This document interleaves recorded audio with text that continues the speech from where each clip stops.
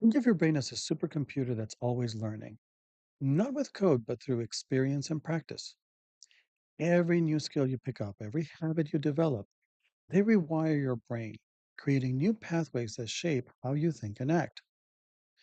Today, we'll talk about how mastering this process can make adopting Agile and AI in the workplace not just possible, actually relatively easy to do. When you're learning something new, your brain starts out like a blank slate. At first, it doesn't know what to do. So it experiments until it finds patterns that work. This is how neural pathways are built, connections in our brain that get stronger the more we use them. It's like training an AI model. The AI improves over time through repeated attempts called iterations or epochs, each one building on the last. For us humans, this process depends on three key ingredients: mindfulness, being aware of what we're doing; will, the drive to change; and repetition, practicing until it sticks. Mindfulness helps you focus, will keeps you motivated, and repetition locks the new patterns into place. These three things help your brain adapt, whether you're learning to drive, mastering a new skill, or figuring out how to work in Agile and AI enabled teams. Think about learning how to drive.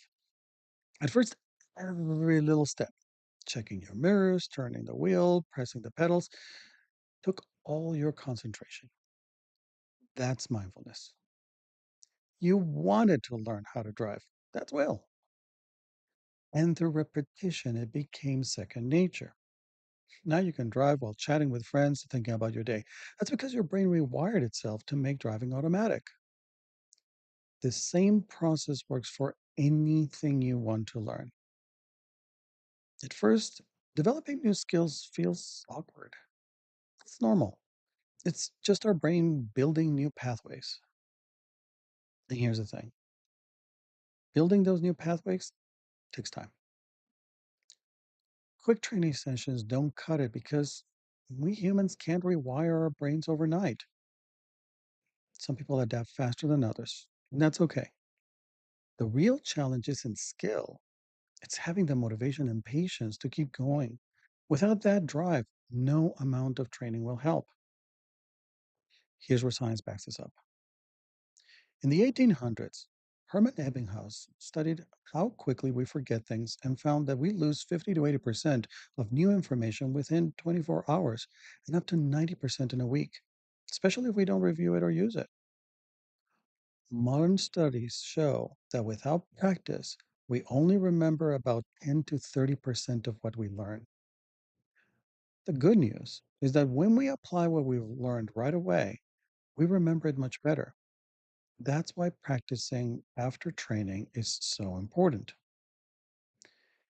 And this is especially true for Agile and AI. Both require shifts in mindset, not just learning new tools and processes. They change how we think and how we work. Without regular practice and reinforcement, most of the training investment gets wasted.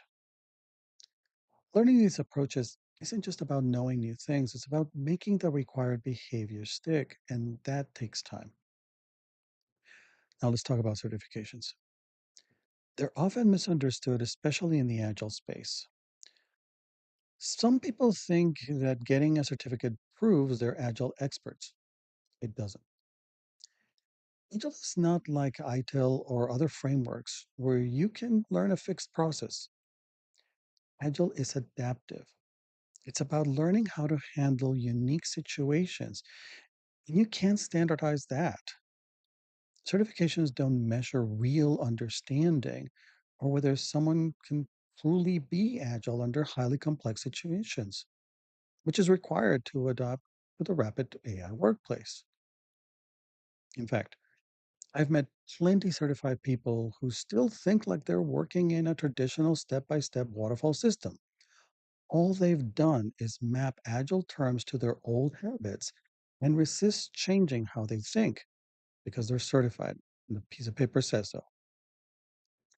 Once they're in that mindset, no amount of training or coaching can help.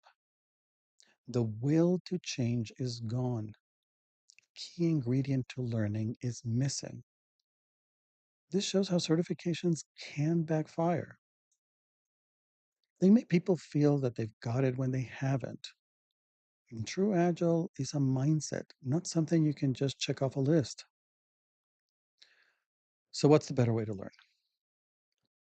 Think small and practical. A just in time learning approach works best instead of cramming everything into one training session. We want to learn only what's needed for the next step and then give opportunity to practice right away so that we don't forget. This not only makes learning easier, but it also builds confidence over time from small, regular wins. Yes, it takes a long time, and it's the only way to make real, lasting changes.